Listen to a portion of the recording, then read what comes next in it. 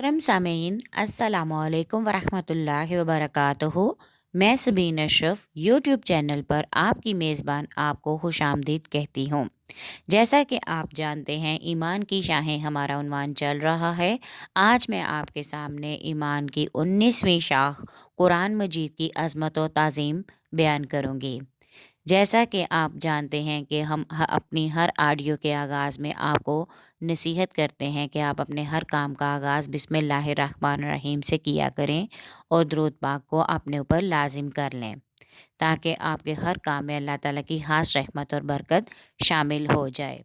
तो आइए अपनी ऑडियो का आगाज़ करती हूँ, जो कि आज 19वीं शाख में आपके सामने बयान कर रही हूँ, कुरान मजीद की अज़मत व ताज़ीम करना। अल्लाह ताला का कितना फ़ज़्ल व करम है, जिसने हमें अपने महबूब नबी अकरम सल्लल्लाहु अलैहि वसल्लम के तवस्सुल से वो आसमानी किताब अता फ़रमाई जो क़यामत तक की इंसानियत के लिए मुकम्मल व अकमल मंबाए रश्द व हिदायत है, जो हर तरह की लफ्ज़ी व मानवी तहरीफ़ व तबद्दुल से महफूज व मामून है, क्योंकि उसका मुहाफ़िज़ व निगरान खुद खुदा है, जिसने इसको दुनिया के कोने कोने में बसने वाले इंसानों के दिलों पर नक्श कर दिया है।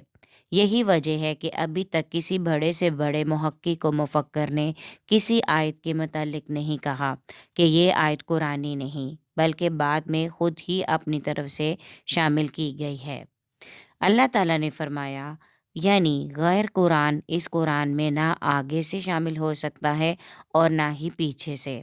नबी अकरम सल्लल्लाहु अलैहि वसल्लम के मौजज़ात में से सबसे बड़ा मौजज़ा कुरान मजीद है, जिससे क़यामत तक तिश्नगान इल्म इक्तसाब फैज़ करके अपनी तिश्नगी दूर करते रहेंगे और इस बहर बेकिनार में हर खौस अपनी हैसियत और इस्तात के मुताबिक दुर नयाब हासिल करता रहेगा। अज़मत कुरान अज़ कुरान, इसकी अज़मत का अंदाज़ा इस बात से भी लगाया जा सकता है कि अल्लाह ताला ने इस किताब के कमो बेश 50 नाम रखे हैं और इसके नज़ूल के लिए इस माह मुक़द्दस का इंतखाब फरमाया, जो हम महीनों में सबसे बरकत वाला और अज़मत वाला है। सूरतुल बकरा में इरशाद बारी ताला है, रमज़ानुल मुबारक का महीना जिसमें कुरान उतारा गया, ये लोगों को राह हक दिखाता है और इसमें रोशन दलीलें हैं। मुबारक व अज़मत वाली किताब के लिए सबसे मुक़द्दस और बाबरकत महीने का इंतखाब किया गया है। सूरह बनी इसराइल में आता है, हम कुरान में वो चीज़ें नाजिल करते हैं जो बाइसे शिफा और सरापा रहमत हैं मोमिनीन के लिए। सूरतुल वाक़िया में आता है, बेशक ये कुरान बड़ी इज़्ज़त वाला है एक महफूज किताब में। सूरह हशर में आता है, अगर हमने इस कुरान को किसी पहाड़ पर उतारा होता तो आप इसको देखते कि वो झुक जाता और अल्लाह के खौफ से पाश पाश हो जाता। सूरतुल क़ियामत में है, बेशक इसको जमा करना हमारे ज़िम्मा है।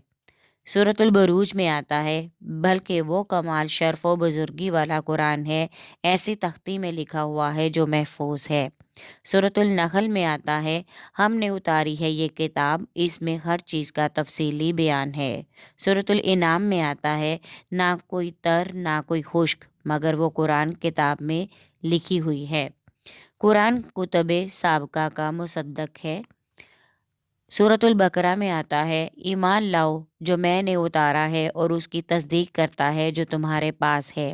कुतुब समावी में जो अबहाम और अजमाल रह गया था, कुरान उसकी तफसील बयान करता है।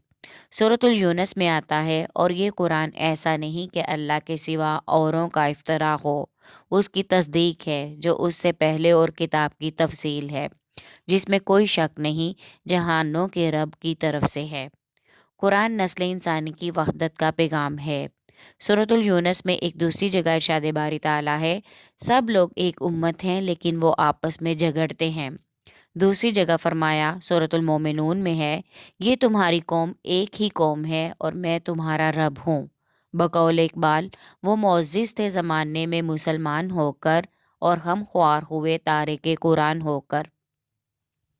अज़मत कुरान अज़ अहादीस मुबारका, یہ تو میں نے قرآن مجید کی مختلف آیات کے تراجم آپ کے سامنے بیان کیے ہیں، جن میں قرآن مجید کی عظمت و تعظیم بیان کی گئی تھی۔ اب میں آپ کے سامنے قرآن مجید کی عظمت احادیث کی روشنی میں بیان کروں گی۔ حضور صلی اللہ علیہ وآلہ وسلم نے فرمایا، میری امت کی سب سے فضیلت و عظمت والی عبادت قرآن مجید کی تلاوت ہے۔ تم میں سے سب سے بہتر وہ ہے جس نے قرآن سیکھا اور دوسروں کو سکھایا۔ حضرت عائشہ رضی اللہ تعالیٰ عنہ فرماتی ہیں کہ رسول اللہ صلی اللہ علیہ وآلہ وسلم نے فرمایا، جو شخص قرآن مجید پڑھنے میں ماہر ہو وہ ان فرشتوں کے ساتھ رہتا ہے جو معزز اور بزرگ ہیں اور نامہ اعمال یا لوح محفوظ کو لکھتے ہیں۔ حضرت علی رضی اللہ تعالیٰ عنہ سے مروی ہے کہ حضور صلی اللہ علیہ وآلہ وسلم نے فرمایا، جس نے اس طرح قرآن پڑھا کہ اس پر حاوی ہو گیا، اس کے حلال کو حلال اور حرام کو حرام جانا، اللہ تعالیٰ اسے جنت میں داخل کرے گا اور اس کے خاندان کے ایسے 10 آدمیوں کے بارے میں شفاعت قبول فرمائے گا جس پر جہنم واجب ہو چکا تھا۔ حضرت ابو ہریرہ رضی اللہ تعالیٰ عنہ سے مروی ہے، نبی پاک صلی اللہ علیہ وآلہ وسلم نے فرمایا، قرآن پڑھنے والا قیامت کے روز آئے گا تو قرآن کہے گا کہ اے رب اسے لباس پہنا دے، پھر اس کو عظمت و کرامت کا تاج پہنایا جائے گا۔ قرآن پھر فرمائے گا کہ اے رب زیادہ عطا کر، اے رب اس سے راضی ہو جا۔ پھر قرآن پڑھنے والے سے کہا جائے گا، قرآن پڑھتا جا اور ترقی کرتا جا، اور ہر آیت کے بدلے میں اسے ایک نیکی زیادہ دی جائے گی۔ حضرت عبداللہ بن عمر رضی اللہ تعالیٰ عنہ سے روایت ہے کہ قیامت کے روز روزہ اور نماز بندے کی شفاعت کریں گے۔ حضرت ابو ہریرہ رضی اللہ تعالیٰ عنہ سے روایت ہے، نبی اکرم صلی اللہ علیہ وآلہ وسلم نے فرمایا، جو آدمی علم کو تلاش کرنے کے لیے کسی راستے پر نکلے، اللہ تعالیٰ اس پر جنت کا راستہ آسان کر دیتا ہے۔ اور اللہ کے گھروں میں کوئی قوم کتاب اللہ کی تلاوت کرے اور دوسرے کے ساتھ درس کا تکرار کرے تو اس پر سکینہ نازل ہوتی ہے، انہیں رحمت ڈھانپ لیتی ہے اور ان کو فرشتے گھیر لیتے ہیں، اور اللہ تعالیٰ ان کا ذکر فرشتوں میں فرماتا ہے۔ حضور صلی اللہ علیہ وآلہ وسلم نے فرمایا، جو شخص قرآن کی ایک آیت سننے کے لیے بھی کان لگائے، اس کے لیے ایسی نیکی لکھی جاتی ہے جو بدستور بڑھتی چلی جاتی ہے، اور جو شخص جس آیت کو پڑھے وہ آیت اس شخص کے لیے قیامت کے دن ایک نور ہوگی جو اس نیکی کے بڑھنے سے بھی زیادہ ہے۔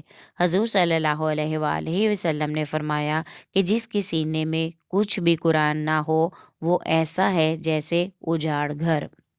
آداب تلاوت۔ قرآن مجید کی عظمت و بزرگی کے پیش نظر اس کی تلاوت کے بھی آداب بتائے گئے ہیں، جن میں سے چند مندرجہ ذیل ہیں۔ باوضو قبلہ رو ہو کر آداب و سکون کے ساتھ تلاوت کرے۔ سورہ نمل میں ارشاد باری تعالیٰ ہے، پس جب تم قرآن کی تلاوت کرنے لگو تو پناہ مانگو اللہ تعالیٰ سے شیطان مردود کی۔ سورۃ الاعراف میں آتا ہے، اور جب قرآن پڑھا جائے تو اسے کان لگا کر سنو اور چپ ہو جاؤ تاکہ تم پر رحمت کی جائے۔ سورۃ المزمل میں آتا ہے، اور قرآن کو ٹھہر ٹھہر کر سکون سے پڑھا کرو۔ سورۃ المزمل میں ہی ایک دوسری جگہ ارشاد باری تعالیٰ ہے، تم اتنا قرآن پڑھ لیا کرو جتنا تم آسانی سے پڑھ سکتے ہو۔ سورۃ الواقعہ میں آتا ہے، اس کو نہیں چھوتے مگر وہی جو پاک صاف ہیں۔ حضور نبی اکرم صلی اللہ علیہ وآلہ وسلم نے فرمایا، غسل خوانی سے قرآن کو مزین کر دو۔ قرآن کا چیلنج۔ سورہ بقرہ میں ارشاد باری تعالیٰ ہے، اگر تمہیں شک ہو اس میں جو ہم نے اپنے بندے پر نازل کیا تو اس جیسی ایک صورت ہی لے آؤ۔ سورہ بنی اسرائیل میں آتا ہے، کہا اگر سارے انسان اور سارے جن اکٹھے ہو جائیں اس بات پر لے آئیں اس قرآن کی مثل تو ہرگز نہیں لا سکیں گے اس کی مثل، اگرچہ وہ ایک دوسرے کے مددگار بن جائیں۔ ختم قرآن کے وقت دعا قبول ہوتی ہے۔ صحیح احادیث میں ہے کہ ختم قرآن کے وقت اللہ تعالیٰ کی خاص رحمت نازل ہوتی ہے۔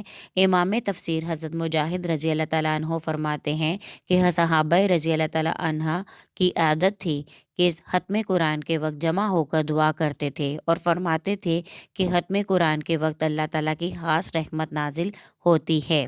حضرت حسن رضی اللہ تعالیٰ عنہ سے منقول ہے کہ جب وہ قرآن مجید کی تلاوت کرتے تو اپنے اہل و عیال کو جمع کر کے دعا کیا کرتے تھے۔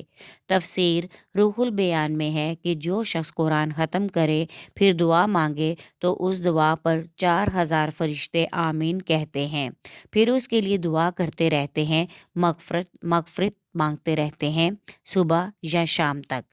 ضروری بات، حضرت عمران بن حسین رضی اللہ تعالیٰ عنہ کہتے ہیں کہ ان کا گزر ایک ایسے شخص کے پاس سے ہوا جو قرآن پڑھ رہا تھا، پھر مانگنے لگا۔ یہ منظر دیکھ کر حضرت عمران رضی اللہ تعالیٰ عنہ نے کہا انا للہ و انا الیہ راجعون پڑھا، اور کہا میں نے رسول اللہ صلی اللہ علیہ وآلہ وسلم سے سنا ہے کہ جو آدمی قرآن پڑھے اسے اللہ ہی سے مانگنا چاہیے، اس لیے میری امت میں ایسے لوگ آئیں گے جو صرف اس لیے قرآن پڑھیں گے تاکہ پھر لوگوں سے مانگیں۔ آج کی آڈیو کا اختتام اسی ضروری بات پر کروں گی۔ آڈیو پسند آئی ہے تو لائک کر دیں، دوستوں کے ساتھ شیئر کریں، کومنٹ میں اپنی رائے کا اظہار ضرور کریں، اور ہمیں لکھ کر بھیجیں وہ موضوعات جن کے بارے میں قرآن و حدیث کی روشنی میں آپ جاننا چاہتے ہیں۔